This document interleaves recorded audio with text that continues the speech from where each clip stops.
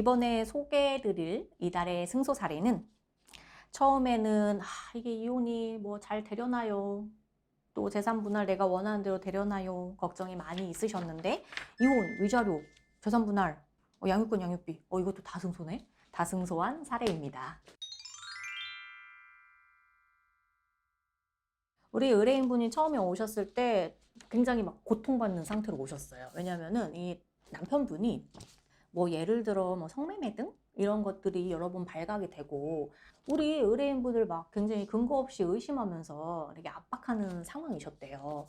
자, 이걸 좀 어떻게 해야 되냐 의뢰인분이 이제 오셨는데 결국엔 이혼을 또 결심하셔서 진행하시게 됐죠. 근데 상대방은 역시나 이혼 소송 과정에서도 우리가 뭐 이런 거 이제 이혼을 청구하는 입장이다 보니까 귀책 사유를 정리를 하게 되잖아요. 그럼 상대방은 이거는 뭐 이래서 잘못이 아니고 성매매는 사실은 뭐 이래서 이랬던 것이고 뭐 사실이 아니면 뭐 어쩌고 저쩌고 계속 이제 변명을 하시면서 도리어 너 원고가 이래 잘못됐다 뭐 이래 잘못됐다 계속 이제 이런 말씀만 하시는 그런 형국이었죠.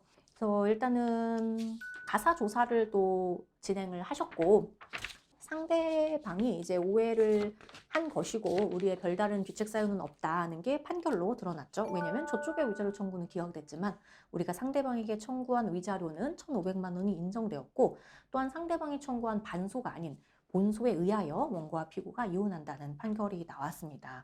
그리고 이 사안이 이제 말미로 가면서 물론 상대방 양육권 계속 주장하셨지만 뭐 양육권은 우리가 안정적으로 승소할 수 있는 사안으로 보았고요. 그래도 마지막까지 계속 서면은 제출해드렸고 결국에는 좀 재산 분할이 쟁점으로 이제 남게 되는 사안이었어요.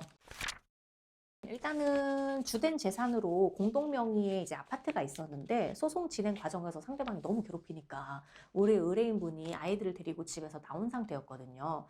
그래서 상대방은 본인이 여기 거주하는데 뭐 이러면서 이 아파트를 약간 이제 본인이 갖고 싶어 하는 게 있으셨고요. 다만 우리 의뢰인분은 내가 이 아파트 사는 데 있어서 상대방 못지않게 또는 상대방 이상으로 기여를 했다. 그리고 우리가 또 정리를 해드린 것이 아이와 함께 여기에서 거주를 계속 하고 싶다. 지금 근처에 잠깐 나와 있을 뿐인데 그 양육 환경을 그대로 유지하고 싶다. 뭐 등등등. 을 주장을 해드렸죠. 그리고 뭐 예를 들어 이제 국민연금 같은 게 있는데 우리가 국민연금은 뭐 5년 이상 혼인을 유지하신 경우 이혼만 되면은 별도로 국민연금법에 따라 공단에 직접 청구하실 수가 있어요. 그래서 이것을 이제 이혼 소송에서 본격적으로 다루지 않는 경우도 있죠.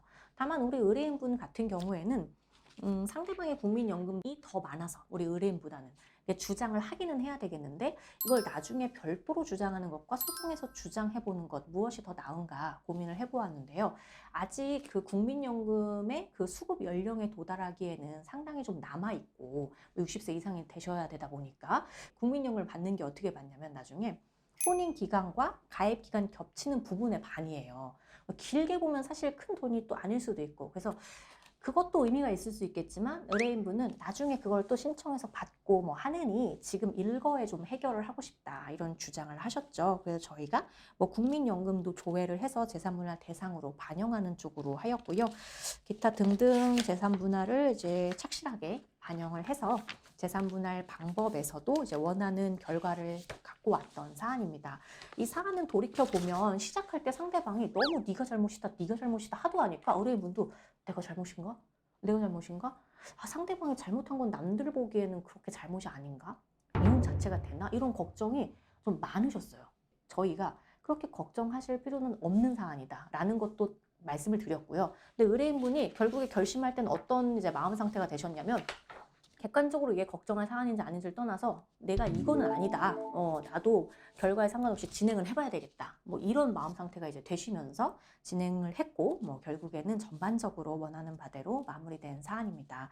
상대방이 뭔가 본인을 많이 괴롭게 한다면 그것을 이제 회복할 수 있는지 또는 이것이 뭐 이혼을 전제로 어떻게 진행될 수 있는지 진단을 또 받아보시는 것도 참 의미가 있는 것 같습니다.